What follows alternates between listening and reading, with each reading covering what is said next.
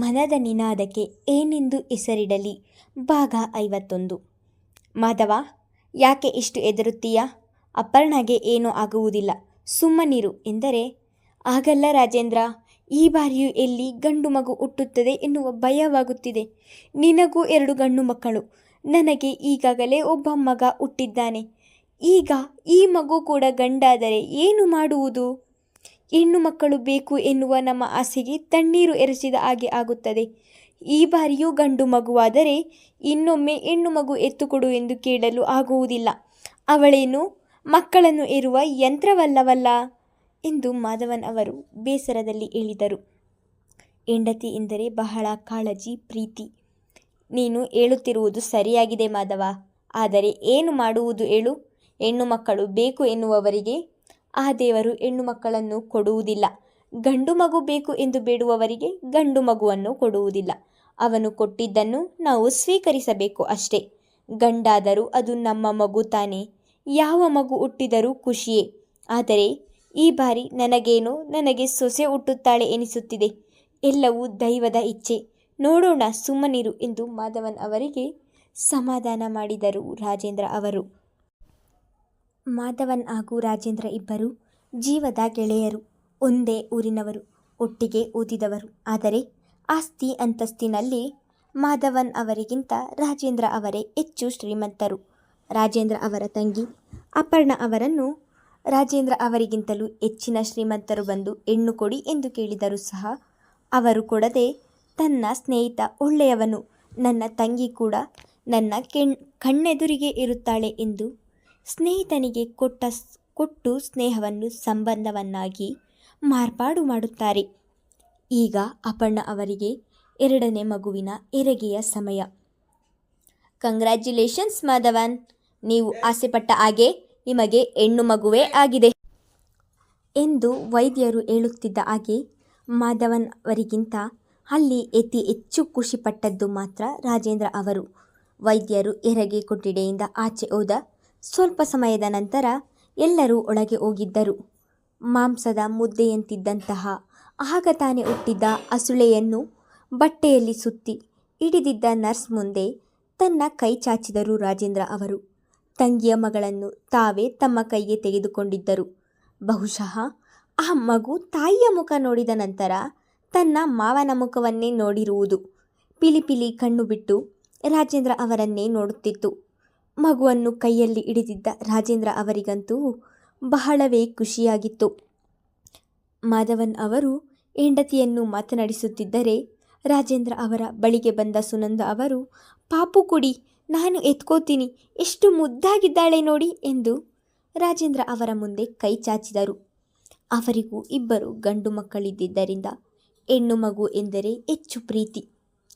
ಮತ್ತೆ ನನ್ನ ಸೊಸೆ ಅಂದರೆ ಏನು ಅಂದ್ಕೊಂಡಿದೀಯಾ?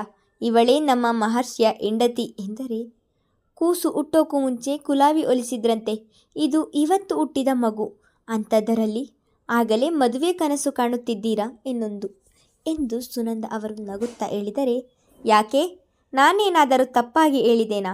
ಇವಳು ಹೊಟ್ಟೆಯಲ್ಲಿ ಇರುವಾಗಲೇ ಹೆಣ್ಣು ಮಗುವಾದರೆ ನನ್ನ ಸೊಸೆ ಎಂದು ತೀರ್ಮಾನ ಮಾಡಿ ಆಗಿದೆ ನಾನು.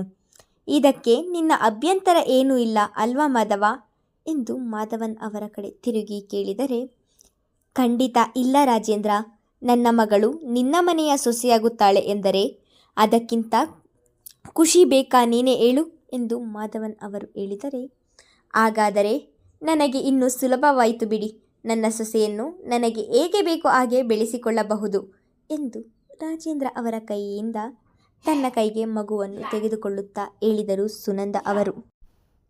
1 ವಾರದ ಬಳಿಕ ತಾಯಿ ಮಗು ಇಬ್ಬರನ್ನು ರಾಜೇಂದ್ರ ಅವರೇ ತಮ್ಮ ಮನೆಗೆ ಕರೆದುಕೊಂಡು ಹೋಗಿದ್ದರು. ಮನೆಯ ಕೆಲಸದವರು ಇದ್ದರೂ ಸಹ ಸುನಂದ ಅವರೇ ಅಪರ್ಣಾ ಅವರ ಬಾಣಂತನವನ್ನು ಕೂಡ ಮಾಡಿದರು.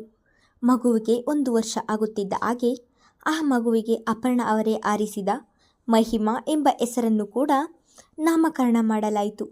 ಮಹಿಮಾ ಹುಟ್ಟಿದ 1 ವರ್ಷದ ತನಕ ಎಲ್ಲರೂ ಒಂದೇ ಮನೆಯಲ್ಲಿ ಇದ್ದರೂ ಸಹ ಒಬ್ಬರ ಮನದಲ್ಲೂ ಕೂಡ ಮನಸ್ತಾಪ, ಬೇಸರ ಬರಲಿಲ್ಲ.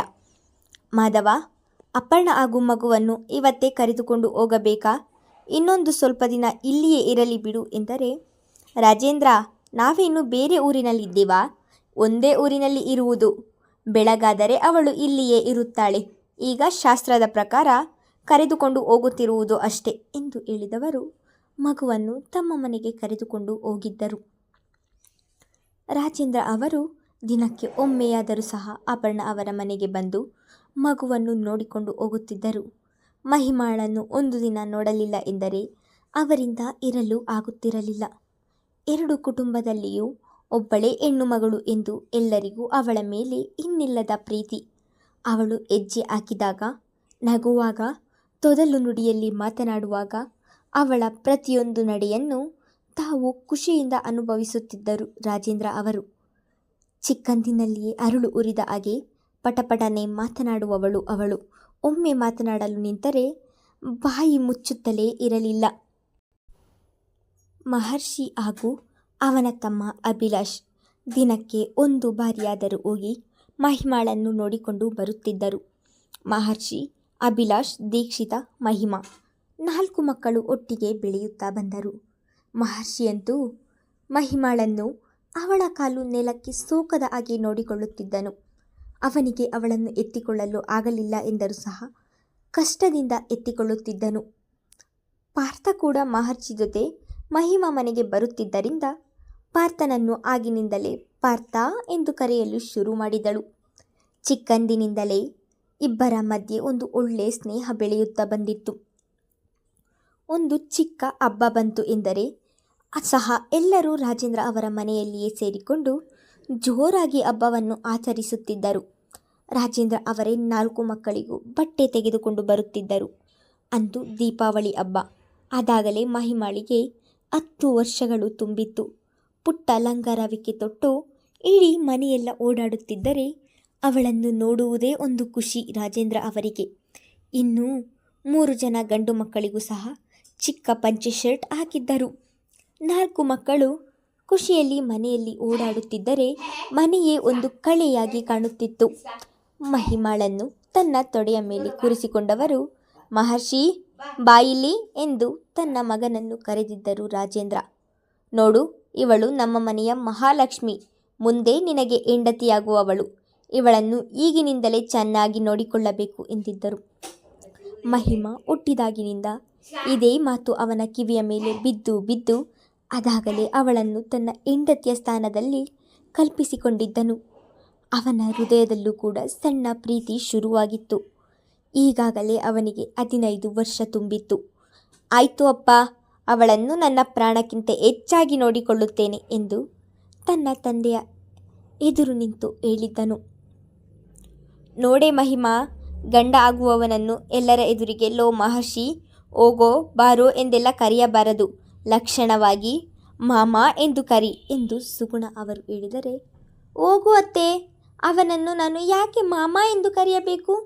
ಮಾವನೇ ಹೇಳಲಿಲ್ಲವಾ ಅವನು ಮುಂದೆ ನನ್ನ ಗಂಡ ಆಗುವವನು ಅಂತ? ಅದಕ್ಕೆ ನಾನು ಅವನನ್ನು ಕರೆಯುವುದೇ ಹೀಗೆ. ಎಂದಿಗೂ ಹುಡುಗಿಯದು ಬಾಯಿ ಜೋರು, ಯಾರೊಂದಿಗೂ ಸೋಲುವ ಮಾತೇ ಇಲ್ಲ.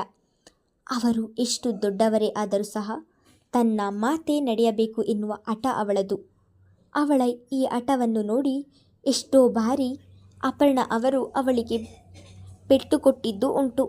ಆದರೂ ಅವಳ ಹುಟ್ಟುಗುಣ ಮಾತ್ರ ಬದಲಾಗುತ್ತಿರಲಿಲ್ಲ. ಅಪರ್ಣ ಹೊಡೆದಾಗಲೆಲ್ಲ, ಬಿಡು ಅಪರ್ಣ ಪುಟ್ಟ, ಇನ್ನೂ ಚಿಕ್ಕವಳು, ದೊಡ್ಡವಳಾದ ಮೇಲೆ ಅವಳೇ ಸರಿ ಹೋಗ್ತಾಳೆ ಎಂದು ರಾಜೇಂದ್ರ ಅವರೇ ತಂಗಿಯನ್ನು ಸುಮ್ಮನೆ ಮಾಡುತ್ತಿದ್ದರು. ನೋಡಿ, ಈಗಲೇ ನನ್ನ ಮುಂದೆ ಎಷ್ಟು ಬಾಯಿ ಜೋರು ಮಾಡ್ತಾಳೆ. ಇನ್ನು ನಮ್ಮ ಮನೆಗೆ ಸೊಸೆಯಾಗಿ ಬಂದ ಮೇಲೆ ನನಗೆ ಇವಳೇ ಅತ್ತೆ ಎನಿಸುತ್ತದೆ ಎಂದು ಸುಗುಣ ನಕ್ಕರೆ, ಹೋ ಮತ್ತೆ ನಾನು ಇರೋದೇ ಹೀಗೆ. ನಾನು ಯಾರನ್ನ ಹೇಗೆ ಕರಿತೀನೋ ಅವರು ಹಾಗೆ ಕರೆಸಿಕೊಳ್ಳಬೇಕು. ನನಗೆ ಏನು ಹೇಳಬಾರದು. ತನ್ನ ಮಾವನ ತೊಡೆಯ ಮೇಲೆ ಕುಳಿತು ಎಲ್ಲರಿಗೂ ಅಜ್ಜಿಯಂತೆ ಆಜ್ಞೆ ಮಾಡಿದಳು. ಅವಳ ಆ ಮಾತಿಗೆ ಎಲ್ಲರಿಗೂ ಜೋರು ನಗು. ಮುಂದುವರೆಯುವುದು. ಧನ್ಯವಾದಗಳು.